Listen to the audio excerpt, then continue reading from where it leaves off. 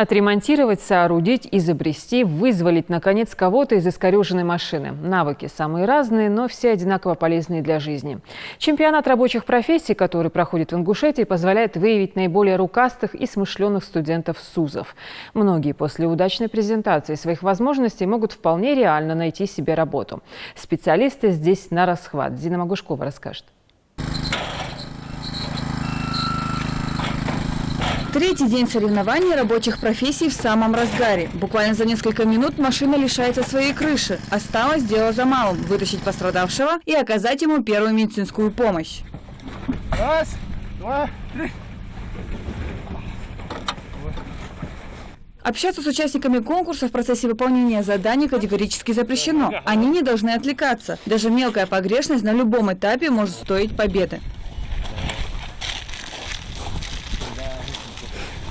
Сладить с бинтами и шинами Лейла Келлигова может с закрытыми глазами. А вот скарабкаться по машине и добраться до пострадавшего было не так-то просто. Но со своей главной миссией Лейла все-таки справилась. За короткое время мы смогли извлечь пострадавшего из транспорта, оказать ему первую помощь и дождаться бригады скорой помощи и доставить его.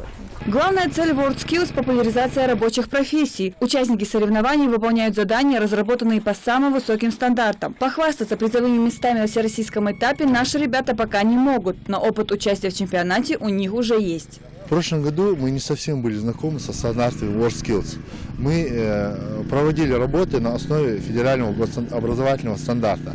Стандарты WorldSkills, они немного другие, они ориентированы на профессиональный стандарт, как бы проверку профессиональных навыков.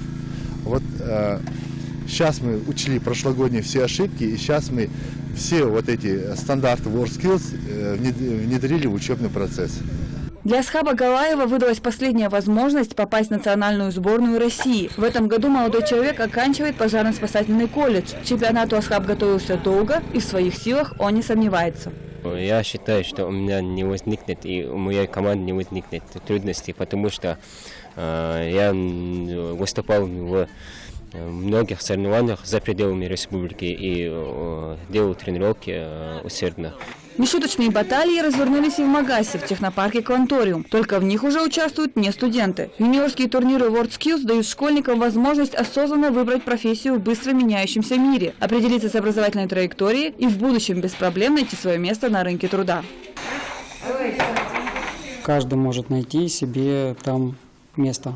Особенно то, что касается юниоров, самым важным является то, что они могут попробовать себя в одной компетенции. Если их не устраивает, будучи в юниорском возрасте, они могут попробовать себя в другой компетенции.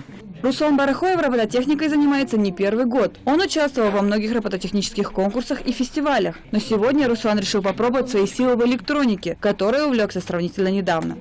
Робототехника уже как-то устарела для меня. Бывает, все, что можно было выучить, там я выучил. Теперь я решил перейти на более сложную электронику. Тут слишком большое разнообразие, поэтому робототехника это уже старая слишком. Оценку своих работ участники узнают только завтра на церемонии закрытия. Лучшие из лучших попадут на 7-й национальный чемпионат, который пройдет в Казани. Зина Магушкова, Магомед Шаухалов, Новости 24.